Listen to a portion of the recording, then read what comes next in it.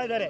ಈಗ ನಾವು ಅವರಿಗೆ ಇನ್ನು ಕೆಲವೇ ಗಂಟೆಗಳಾದ ಮೇಲೆ ಸಾರ್ವಜನಿಕ ದರ್ಶನ ಮುಗಿದ ಮೇಲೆ 3 ಗಂಟೆಗೆ ಸರ್ಕಾರಿ ಮರ್ಯಾದೆಯೊಂದಿಗೆ ಅವರಿಗೆ ನಾವು ವಿಶೇಷವಾದಂಥ ಮರ್ಯಾದೆಯನ್ನು ಪುಷ್ಪಾರ್ಚನೆಯನ್ನು ಮಾಡ್ತೀವಿ. ಎಲ್ಲರೂ ಸಚಿವರು ಪುಷ್ಪ ನಮನವನ್ನು ಮಾಡ್ತಾರೆ.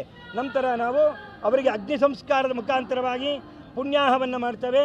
ಪಂಚಗವ್ಯ ಅಂತೇಳಿ ಸಗಣಿ, ಗಂಜಲ, ಹಾಲು, ಮೊಸರು ಇವನ್ನೆಲ್ಲ ಬೆರೆಸಿ ಶುದ್ಧ ಮಾಡ್ತೇವೆ. ನಂತರ ಆ ದೇಹಕ್ಕೆ ಪ್ರಾಯಶ್ಚಿತ್ತಾದಿಗಳನ್ನು ಮಾಡಿ ಜನ್ಮಾಂತರದಲ್ಲಿ ಮಾಡಿದ ಎಲ್ಲ ದೋಷವು ನಿವಾರಣೆ ಆಗಬೇಕು ಅಂತ ಗರುಡ ಪುರಾಣ ಹೇಳುತ್ತೆ. ಇದರ ಸಂಪೂರ್ಣ ವಿಚಾರಧಾರೆ ಗರುಡ ಪುರಾಣದಲ್ಲಿ ನಾರದನಿಗೋಸ್ಕರ ಮಹಾವಿಷ್ಣುವು ಹೇಳಿದಂಥ ಕಥೆಯನ್ನು ಭೂಲೋಕದಲ್ಲಿ ಯಮಧರ್ಮರಾಯ ನಚಿಕೇತನಿಗೆ ಹೇಳಿದಂಥ ಈ ಕಥೆಯನ್ನು ನಾವು ಎಲ್ಲವನ್ನು ಇಟ್ಕೊಂಡು ಸಂಸ್ಕಾರವನ್ನು ಅಗ್ನಿ ಸಂಸ್ಕಾರ ಅಂತ ಮಾಡ್ತಾ ಇದ್ದೀವಿ.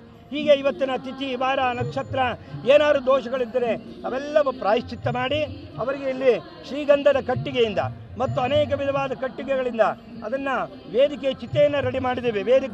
ಆ ವೇದಿಕೆಯ ಮೇಲಿಟ್ಟು ಅವರ ದೇಹವನ್ನು ಪಾರ್ಥಿವ ಶರೀರ ಬಾಳೆ ಎಲೆ ಮೇಲೆ ಅದನ್ನು ಮುಚ್ಚಿ ನಂತರ ಅವರಿಗೆ ಆಜ್ಯಾಂದ ತುಪ್ಪದಿಂದ ಸುಮಾರು 50 kg ತುಪ್ಪದಿಂದ ಅಭಿಷೇಕಾದಿಗಳು ಅದಕ್ಕೆಲ್ಲ ಮಾಡಿ ಅದರಿಂದ ಅಗ್ನಿ ಸಂಸ್ಕಾರವನ್ನು ಮಾಡುವಂಥ ಕ್ರಮ ಇಲ್ಲಿ ಇನ್ನೇನು ಕೆಲವೇ ಗಂಟೆಗಳಲ್ಲಿ ಕಾರ್ಯಕ್ರಮ ನಡೀತಾ ಇದೆ. ಶ್ರೀಗಂಧನೇ ಯಾಕೆ ಬಳಸಲಾಗುತ್ತೆ? ಪ್ರತಿಯೊಬ್ಬ ಮನುಷ್ಯನಿಗೂ ತನ್ನ ಸತ್ತ ನಂತರ ದೇಹವನ್ನು ವಿಸರ್ಜನೆ ಮಾಡಬೇಕಾದ್ರೆ ದೇಹದಲ್ಲಿ ಕಲ್ಮಶ ಕೊಳೆಗಳೆಲ್ಲ ಇರಬಾರ್ದು. ಎಲ್ಲ ಧರ್ಮದರು ದೇಹವನ್ನು ಶುದ್ಧ ಮಾಡಿ ಸಂಟಿಗಳನ್ನು ಹಾಕಿ ನೂತನ ವಸ್ತ್ರಧಾರಣೆಯನ್ನು ಮಾಡಿ ಕಳಿಸ್ಕೊಡ್ತಾರೆ. ಹೇಗೆ ದೇಹ ತಾಯಿ ಗರ್ಭದಿಂದ ಬಂತೋ ಪುನಃ ಪಂಚಭೂತಗಳಲ್ಲಿ ವಿಲೀನ ಆಗಬೇಕು.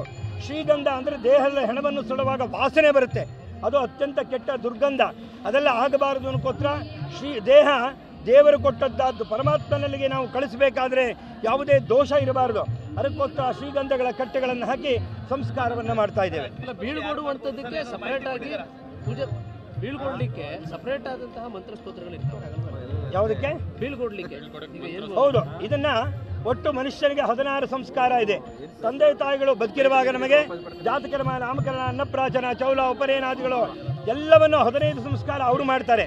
ತಂದೆ ತಾಯಿಗಳು ಗತಿಸಿದ ನಂತರ ನಾವು ಅವರಿಗೆ ಮಾಡುವ ಸಂಸ್ಕಾರವೇ ಅದನ್ನು ಬೀಳ್ಕೊಡುಗೆ ಸಂಸ್ಕಾರ ಅಂದರೆ ನೀವು ಅದನ್ನು ಸಂಸ್ಕೃತದಲ್ಲಿ ಔರ್ಧದೈಹಿಕ ಸಂಸ್ಕಾರ, ಅಪರಕರ್ಮ ಅಂತ ಕರೀತಾರೆ. ಅದನ್ನು ಮಾಡುವಂಥ ಸಂಸ್ಕಾರ ಕ್ರಮದಲ್ಲೇ ಅದನ್ನು ಅವರ ಮಕ್ಕಳಾದವರಾಗ್ಬೋದು, ಅಣ್ಣನ ಮಗ ಆಗ್ಬೋದು, ಮಗಳ ಮಗ ಆಗ್ಬೋದು, ಅವರೆಲ್ಲರೂ ಸಹಿತ ಒಬ್ಬರು ಕರ್ತೃತ್ವವನ್ನು ಇಟ್ಕೊಂಡು ಕಾರ್ಯಕ್ರಮವನ್ನು ಮಾಡ್ತೇವೆ. ಅಗ್ನಿಸ್ಪರ್ಶ ಇಬ್ಬರು ಮಾಡ್ತಾ ಇದ್ದಾರೆ. ಅವರ ಮನೆಯಲ್ಲಿ ಆದಂಥ ಗುರುಚರಣವರು ಇರ್ತಾರೆ, ಅವರ ಮೊಮ್ಮಗರು ಇರ್ತಾರೆ. ಇಬ್ಬರು ಕುಟುಂಬವರಿಗೆ ಜೀವನದಲ್ಲಿ ಸಿಗುವಂಥ ಅವಕಾಶ ಒಂದೇ ಒಂದು ಸಲ ಆ ಸಂಸ್ಕಾರವನ್ನು ಮಾಡ್ತಾ ಇದ್ದಾರೆ. ಗುರುಚರಣ ಅವರು ಮಾಡ್ತಾರಾ ಇಲ್ಲ ಅವರ ಇಲ್ಲ, ಇಬ್ಬರು ಮಾಡ್ತಾ ಇದ್ದಾರೆ. ಇಬ್ಬರು ಗುರುಚರಣ ಅವ್ರ ಮಗ ಇಬ್ಬರು ಮಾಡ್ಬೋದು. ಹೌದು ಹೌದು, ಇಬ್ಬರು ಮಾಡ್ಬೋದು. ಈಗ ಅಣ್ಣ ತಮ್ಮ 5 ಜನ ಇರ್ತಾರೆ, ನೀವು ಒಬ್ಬರು ನಿಲ್ಸ್ ಮಾಡೋಕ್ಕಾಗುತ್ತಾ? ಹಾಗೆ ಅವರಿಬ್ಬರು ಮಾಡ್ತಾ ಇದ್ದಾರೆ.